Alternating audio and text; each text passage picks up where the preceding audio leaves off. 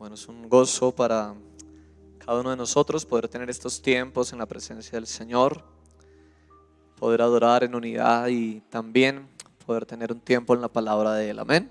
Así que vamos a la palabra en esta noche y quiero invitarle a que por favor abra su Biblia en el Evangelio de Juan, capítulo 3.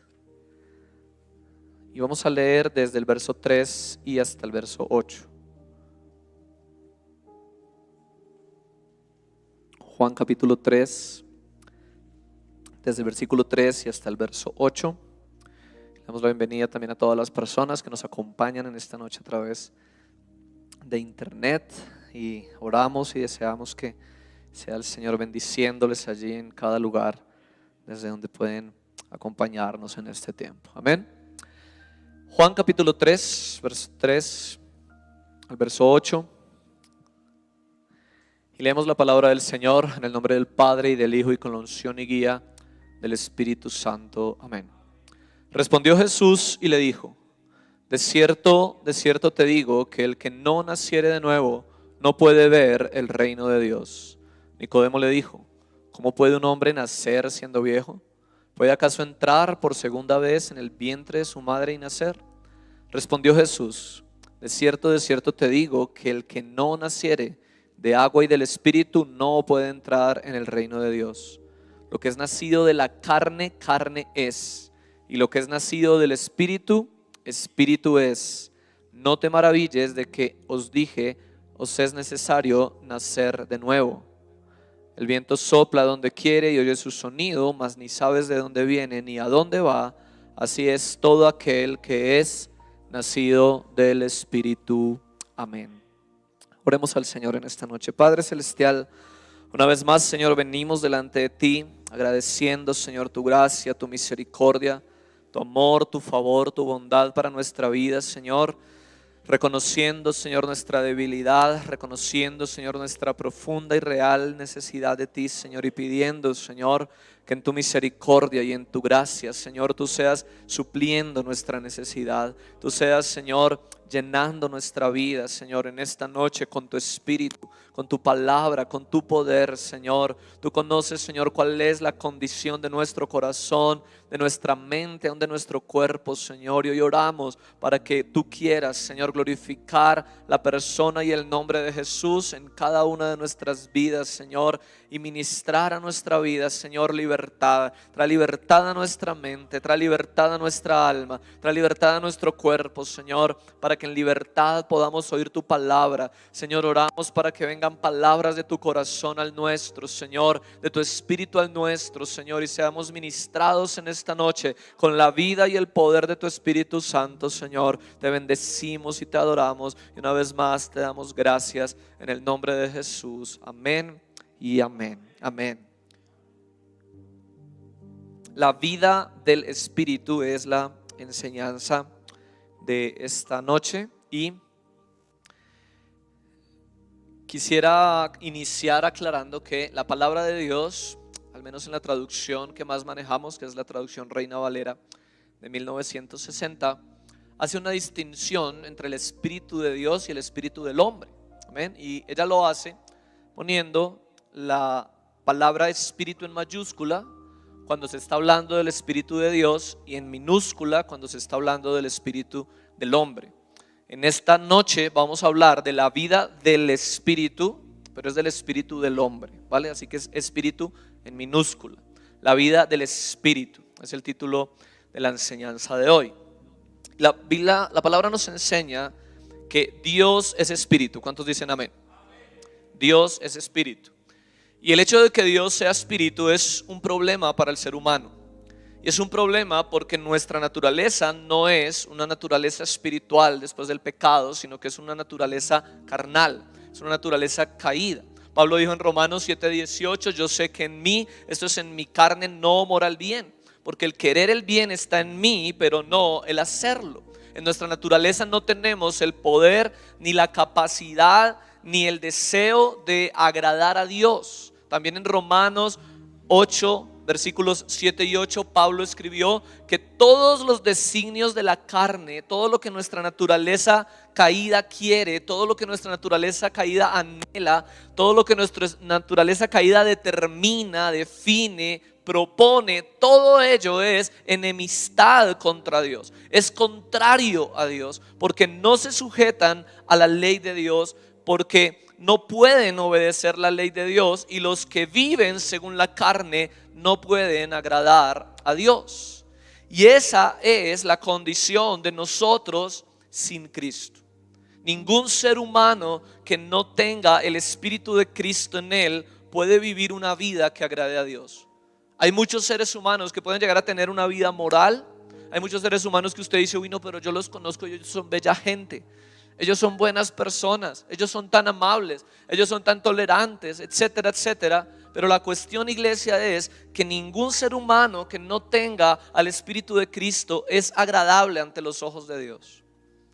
La palabra del Señor no miente. Aquí dice que los que viven según la carne no pueden agradar a Dios. También Gálatas 5:17 dice que el deseo de la carne es contra el Espíritu de Dios y se opone al Espíritu de Dios. En Génesis 6:5 la Biblia dice que todos los designios de los pensamientos del corazón del hombre son continuamente y solamente el mal. Hace un momento cantamos una canción diciendo, Señor, ven y toma tu lugar, ¿verdad? Y es una petición que debemos hacer continuamente, porque por causa de nuestro pecado y de nuestra naturaleza caída, Dios ha sido desplazado del lugar en el que debería estar. Y ha sido desplazado del lugar en el que debe estar. Y si todos nuestros pensamientos, si toda nuestra meditación no es de continuo la palabra del Señor, entonces es de continuo el mal. Porque no hay un término medio. Esa es nuestra condición. La palabra del Señor también dice en Génesis 8:21 que el intento del corazón del hombre es malo desde su niñez. Por eso a los niños no hay que enseñarles a ser rebeldes, ni mentirosos, ni desobedientes, ni pataletudos, ni gritones, ni irrespetuosos. Eso no se les enseña, eso viene ahí en el paquete. Eso viene en nuestra naturaleza. Y esa es la condición del espíritu del hombre. El espíritu del hombre es un espíritu muerto. Pero Dios, la palabra del Señor dice, Dios es espíritu. ¿Cómo es entonces que un hombre que es en su naturaleza enemigo de Dios, cómo es entonces que un ser que todo lo que hace es contrario a Dios, es contrario al propósito de Dios, puede llegar a relacionarse genuinamente con Él? Tú y yo necesitamos ser conscientes de la obra del Señor, entender la magnitud de nuestro problema, para entender la magnitud del nivel en el que debería estar nuestra gratitud delante del Señor, en el que deberíamos vivir delante de Dios, porque Dios es espíritu. La vida del espíritu comienza con el nacimiento en el espíritu. Ese es el primer punto en esta noche. La vida del espíritu comienza con el nacimiento en el espíritu. En Juan capítulo 3 leímos que el Señor Jesús le dijo a Nicodemo, es necesario nacer de nuevo. Es necesario nacer de nuevo, porque el que no naciere de nuevo, dice, no puede ver el reino de Dios. En el verso 3. Y en el verso 5 dice, de cierto te digo que el que no naciere del agua y del espíritu no puede entrar en el reino de Dios. Ni lo puede ver, ni puede entrar si no hay un nuevo nacimiento. Y en el verso 7 de Juan capítulo 3 Jesús dice, no te maravilles de que te dije, os es necesario nacer de nuevo. ¿Sabes algo? El único que conoce genuinamente, realmente nuestras necesidades es Dios. Y el único que tiene el poder para suplirlas satisfactoriamente es Dios. Tú tal vez estás en esta noche pensando que necesitas una cantidad de cosas. Tal vez estás pensando que necesitas más dinero, que necesitas más salud, que necesitas tantas cosas. Pero en esta noche la palabra dice, es necesario nacer de nuevo. Y es necesario, es una necesidad urgente, porque sin el nuevo nacimiento tú y yo no vamos a poder ver a Dios, no vamos a poder experimentar a Dios, no vamos a poder tener una relación genuina con Dios. Es necesario nacer del Espíritu. En el verso 6 del capítulo 3 de Juan dice: lo que es nacido de la carne, carne es, y lo que es nacido del Espíritu, Espíritu es. Y yo quiero que usted note en el texto la distinción que hay entre estas dos palabras. En el verso 6, cuando dice lo que es nacido del Espíritu, está hablando del Espíritu de Dios. Y termina diciendo Espíritu es, hablando del espíritu del hombre. Así que hay una necesidad que todos los seres humanos necesitamos experimentar, y es tener la naturaleza de Dios. Es participar de la naturaleza de Dios, como dice la palabra en 2 de Pedro 1:4, que ahora por sus promesas somos participantes de la naturaleza divina. Ningún hombre sin un nuevo nacimiento, ningún hombre sin experimentar el nacer del Espíritu va a poder tener la capacidad de conocer y relacionarse genuinamente con Dios. Ninguno. Porque ninguna intención es suficiente. Ningún deseo es suficiente. Mira lo que dice allí también en Juan, en el capítulo 1, en los versículos 12 y 13.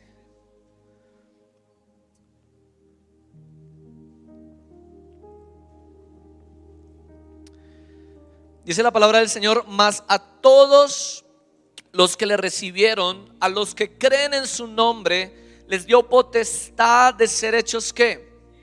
Hijos de Dios, los cuales no son engendrados de sangre, ni de voluntad de carne, ni de voluntad de varón, sino de Dios. Puedes ver que hay siempre en la palabra del Señor el equilibrio entre la responsabilidad del hombre y la obra soberana de Dios. Puedes ver que en el versículo 11 en el versículo 12, nos están hablando de nuestra responsabilidad. Puedes ver que en la Biblia no hay términos medios, que en la Biblia no hay grises. Que si aquí leemos a todos los que le recibieron y creen en su nombre, a ellos les dio potestad de ser hechos hijos de Dios. Hay unos a los que no se les dio esa potestad. A los que no le recibieron, a los que no creen en su nombre, simplemente no son hijos de Dios. Y como no hay términos medios en la Biblia, si no somos hijos de Dios, son hijos de Satanás, son hijos del diablo. Eso dice Juan 8:44. Ustedes son hijos de su padre el diablo, y los deseos de su padre quieren hacer. Hay una necesidad entonces urgente de ser engendrados, no en la voluntad nuestra. Nosotros somos sangre, carne, seres humanos, pero dice: no son engendrados ni de sangre, ni de voluntad de carne, ni de voluntad de varón, sino que son engendrados ¿de quién? De Dios. Es Dios quien puede permitir ese nuevo nacimiento, solamente Dios. Y lo que es de la carne es carne, pero lo que es del Espíritu de Dios entonces es espíritu. Acompáñame en tu Biblia a Juan capítulo 6, versículo 63.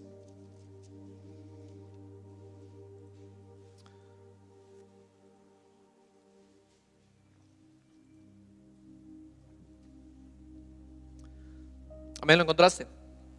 Juan capítulo 6, versículo 63. Dice la palabra: el Espíritu es el que da vida, la carne para nada aprovecha. Las palabras que yo les he hablado son espíritu y son vida. Ahora analiza un momento este texto y mira de qué espíritu está hablando. ¿De qué espíritu se está hablando aquí? ¿Del Espíritu de Dios o del Espíritu del hombre? Está hablando del Espíritu del hombre.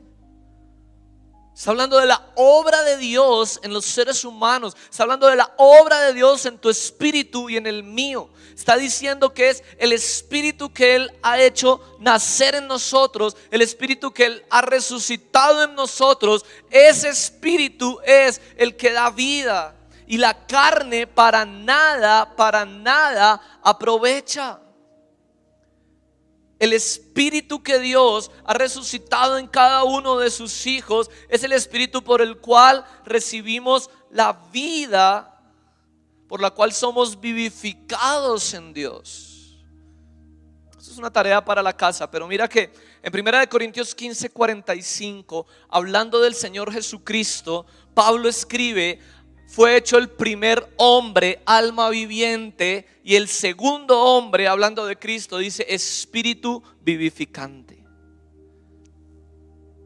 Y ese espíritu, allá en 1 Corintios 15:45, también está en E minúscula, porque es Cristo las primicias de lo que Dios realmente quiere que tú y yo seamos. ¿Cuántos dicen amén? Él es el ser humano que Dios anhela recrear en nosotros. Y así como el espíritu de Cristo es espíritu vivificante, Él dijo: el espíritu es el que da vida. La carne para nada aprovecha.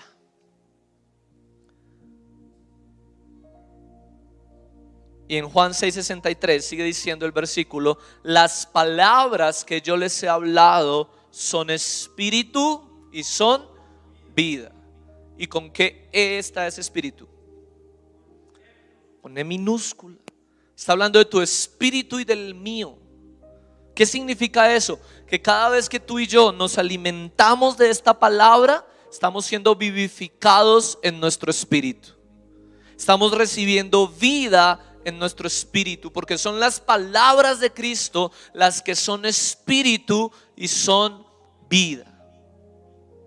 Un texto más para profundizar en esto es 2 Corintios 3:6. El día del ayuno ministerial aprendimos acerca de algo de esto, de este capítulo de Corintios, 2 Corintios capítulo 3.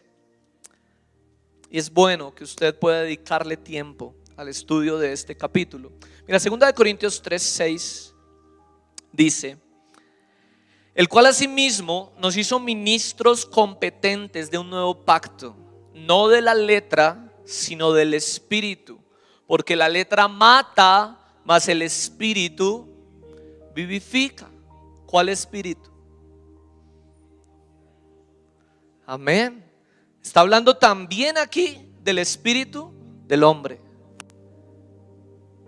La letra mata, mas el espíritu vivifica. Tú y yo hemos sido hechos por el Señor ministros competentes. ¿Cuántos dicen amén? El ministro no es ministro si no tiene un ministerio, ¿verdad? Si alguien es ministro es porque tiene un ministerio. Ser ministro es ejercer un ministerio. Y tú y yo fuimos hechos por Dios competentes para el ministerio del Espíritu. Fuimos hechos competentes por Dios para ministrar a nuestro espíritu, en nuestro espíritu y por nuestro espíritu. Y todo lo que no se hace así mata, pero el espíritu vivifica. Iglesia, yo anhelo que después que tú y yo podamos tener del Espíritu Santo la iluminación de esta verdad, podamos comprender que una vida en el Espíritu no es una vida de momentos especiales, no es una vida de sucesos separados, no es una vida por temporadas, no es una vida por oleadas de emoción, de momentos en los que nos sentimos que todo va bien, que todo está chévere, que tengo tanta fuerza, tanto poder, tanta alegría, tanto gozo y digo: wow, estoy en el Espíritu. Que podamos comprender que el ministerio al que Dios nos ha llamado, el ministerio para el cual Dios nos ha hecho competentes, es un ministerio continuo, permanente, que no cesa, que no se acaba, que no se detiene, que no cambia. Y es que tú y yo, por medio de la palabra, seamos vivificados y ministremos también vida a los demás.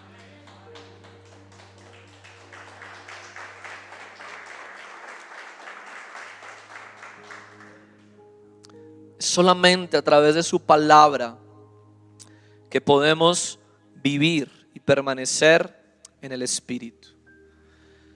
Además de nacer entonces del Espíritu, lo segundo que vamos a ver en esta noche es adorar y servir en el Espíritu. Adorar y servir en el Espíritu. Dios nos ha dado vida en el Espíritu y vivifica continuamente nuestro espíritu con propósitos específicos. Él no lo hace para que calentemos una silla cada 8 días, para que pongamos una transmisión cada 8 días, sino que lo hace para que nuestra vida sea transformada en Él.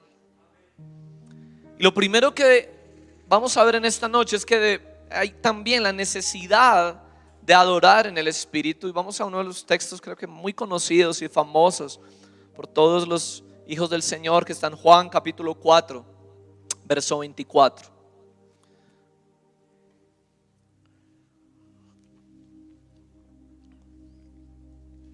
Y aquí parte también de esta verdad.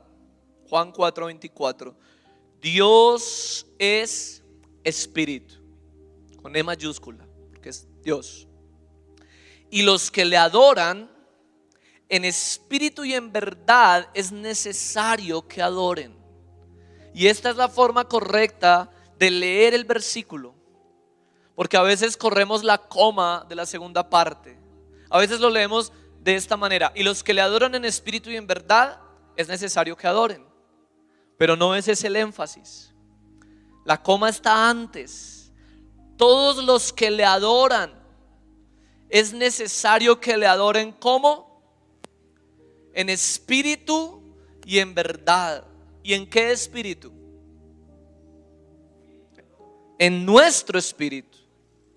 Que le adoremos en nuestro espíritu. Adorar al Señor en espíritu y en verdad. ¿Sabes? La adoración es una de las preguntas centrales del capítulo 4 de Juan. Y cuando esta mujer samaritana estaba hablando con Jesús y Jesús le muestra que Él sabe su modo de vida, cuando le dice 5 maridos has tenido, yo en el que tienes no es tu marido. Cuando ella se da cuenta que Jesús tiene algo de Dios, que en Jesús hay algo que es diferente a los demás, que tiene un conocimiento que los demás no tienen, ella hace una pregunta que está en su corazón y es con respecto a la adoración. Y la cuestión es, iglesia, porque la adoración determina nuestra relación. Y como veíamos al comienzo de todo este estudio de la vida en el Espíritu, esto se trata de una relación. Esto se trata de una relación real, directa, genuina, creciente, profunda con el Señor. Y ella se cuestiona acerca de esa relación y pregunta: ¿dónde entonces es que se debe adorar? Porque aquí hay un problema entre los judíos y los samaritanos. Los judíos dicen que allá en el templo, pero nosotros nos enseñaron que aquí en este monte. Entonces, ¿dónde al fin debemos adorar? ¿Dónde relacionarnos con Dios? Lo que Jesús va a responder entonces es que el lugar de adoración, el lugar de intimidad, nunca más después de su muerte y resurrección iba a ser un lugar físico. Es el lugar de adoración, de intimidad, de encuentro con Dios. Es tu espíritu y el mío por la obra de Cristo. De eso se trata. Adorar a Dios en el Espíritu es ser consciente que es tu espíritu y el mío el lugar de adoración, que es tu espíritu y el mío el lugar de encuentro con el Señor.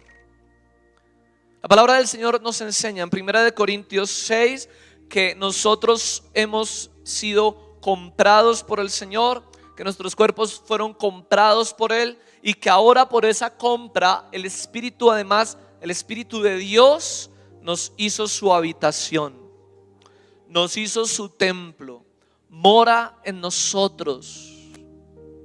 Tú que estudias la Biblia, si eres buen hijo de Dios y buena hija de Dios, que permaneces tiempo en la Biblia, quiero preguntarte algo.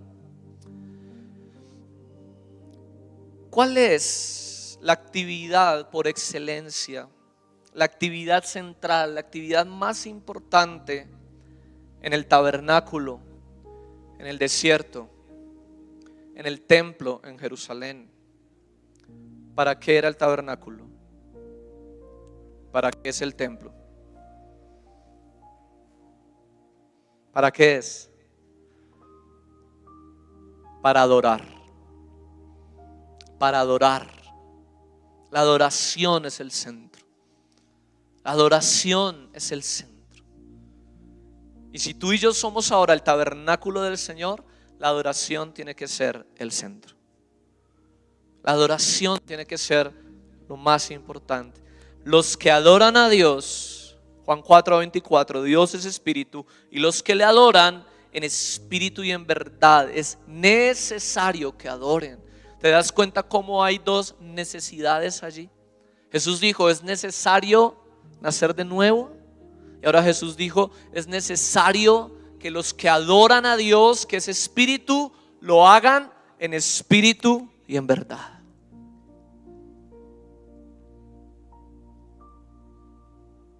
¿Cómo está nuestra adoración al Señor? ¿Adoramos en espíritu y en verdad? Porque ¿qué es adorar en espíritu y en verdad? Es que para que nosotros podamos tener vida en nuestro espíritu, ¿qué necesitamos? Ya lo contestamos hace un momento. ¿Qué dijo el Señor Jesús? ¿Qué es vida? Juan 6:63, parte B. Las palabras que yo os he hablado son espíritu y son vida. ¿Qué es entonces o cómo es eso de adorar en espíritu y verdad? Es que yo necesito estar saturado de la palabra del Señor. Yo necesito estar repleto de la palabra del Señor. También la palabra del Señor dice, la palabra de Dios mora en abundancia en vosotros. Yo debo desbordar palabra del Señor continuamente, porque eso es la vida de mi espíritu. No voy a adorar al Señor en espíritu y verdad si ignoro la palabra de Dios, si menosprecio la palabra de Dios, si no paso tiempo en la palabra de Dios. Eso va a ser imposible, porque la vida de mi espíritu, el espíritu de mi espíritu, si usted lo entiende mejor así, es la palabra de Dios, en espíritu y en verdad. Y si tú y yo comprendemos que esto no se trata de episodios, de momentos, de ocasiones, sino de toda la vida, necesitamos concluir, como hemos enseñado muchas veces, que no tenemos momentos de adoración, que Dios no nos ha llamado a tener momentos de adoración, sino vidas de adoración. Una vida que adore a Dios donde vaya y donde esté. Una vida rendida a Dios, una vida que reconozca a Dios, una vida que busque a Dios en toda circunstancia y no se esté buscando a sí mismo, a sí misma. No solamente adorar a Dios en el espíritu, sino también servir a Dios en el espíritu. Mira lo que escribió Pablo en Romanos capítulo 1, versículo 9.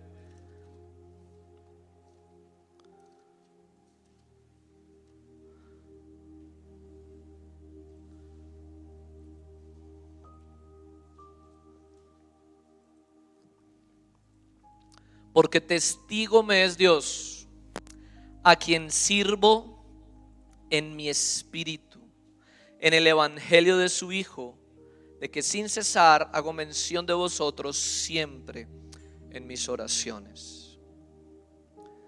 Quiero preguntarte algo y que reflexionemos en algo en esta noche.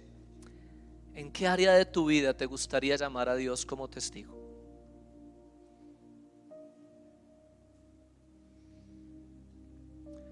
¿En qué área de tu vida podrías decir que Dios sea el testigo de que yo hago esto, hago aquello? ¿Sabes? La respuesta debería ser todas. En todas. Ese debe ser un anhelo de nuestro corazón. Eso debe ser un anhelo de nuestro espíritu. Pero ¿sabes por qué no es así? Porque somos ingenuos y pensamos que podemos ocultarle cosas a Dios, o que hay cosas que simplemente a Dios no le interesan, que son indiferentes para Él.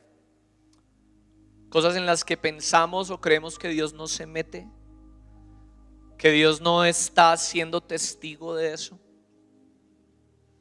Testigo me es Dios, a quien sirvo en mi espíritu. Ahora, ¿será que esa actitud de Pablo de poder decir sirvo a Dios en mi espíritu era exclusiva de Pablo? Solamente Pablo es que llegó a un nivel espiritual tan alto que lo logró. Mira lo que les escribió Pablo en Romanos 12:11. En la misma carta a quienes dijo testigo me es Dios, a quien sirvo en mi espíritu, en la misma carta en Romanos 12:11 Pablo escribió: en lo que requiere diligencia, no perezosos, fervientes en espíritu, haciendo ¿qué?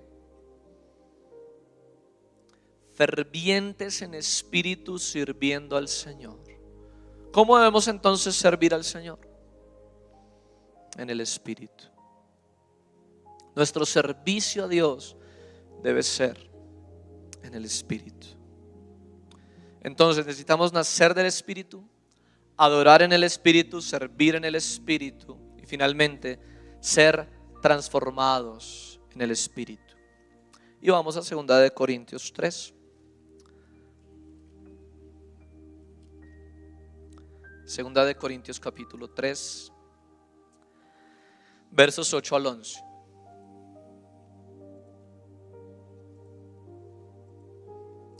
Esta porción comienza con una pregunta: ¿cómo no será más bien con gloria el ministerio del Espíritu? ¿De cuál Espíritu? Del nuestro. Porque si el ministerio de condenación fue con gloria, mucho más abundará en gloria el ministerio de justificación. Porque aún lo que fue glorioso no es glorioso en este respecto, en comparación con la gloria más eminente. Porque si lo que perece tuvo gloria, mucho más glorioso será lo que permanece.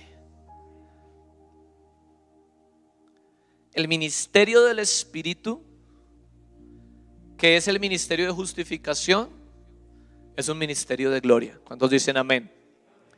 Es un ministerio con gloria. Y no es cualquier gloria. ¿Sabes? Pablo está hablando aquí en 2 de Corintios 3 lo que pasó con Moisés allá en el monte.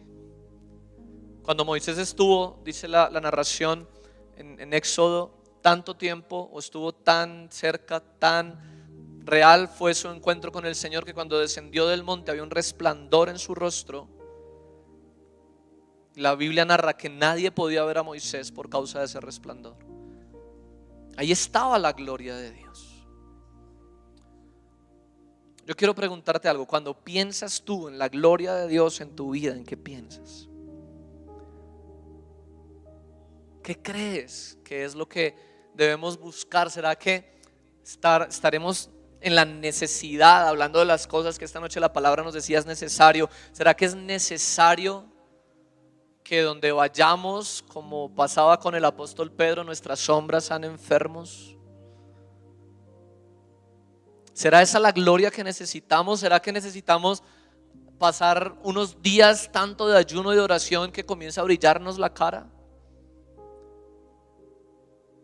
¿Será esa la gloria necesaria? ¿Será esa la gloria del ministerio del Espíritu? Porque acabamos de leer, si lo que pasó con Moisés, que estaba destinado por Dios a desaparecer, fue con gloria, ¿con cuánta más gloria es el ministerio del Espíritu, que no va a desaparecer, sino que va a permanecer. Pero ¿cuál entonces es esa gloria? La respuesta está en el verso 18 de 2 de Corintios 3, y con este verso terminamos. Dice: por tanto, nosotros todos, mirando a cara descubierta como en un espejo la gloria del Señor, somos transformados de gloria en gloria en la misma imagen como por el Espíritu del Señor.